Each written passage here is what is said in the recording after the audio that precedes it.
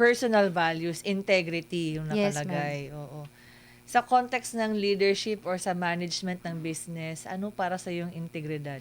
Actually, integrity po, ito yung para sa akin is you're doing right even if no one is looking.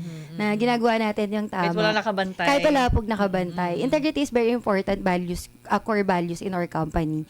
Because ako po yung type ng boss na I don't really monitor my people. Sa totoo lang po. Hindi ko sila binabantayan like. Kasi gusto ko po maintay sa kanila yung value of integrity. Nagagawin mo yung trabaho mo even if I'm not checking on you. Even if hindi ako yung parang nanay mo na nakatingin lang sa'yo, no? I don't do that po. I'm an output-based boss and yun din yung gusto kong values that I ini-embody ko sa personality ko na kahit anong mangyari, if we committed to something, we will commit to it up to the end po. So, that's integrity for me. O, diba? Napakaganda, mga kapartner. Sa lahat ng business Yes. ganyan. Yes.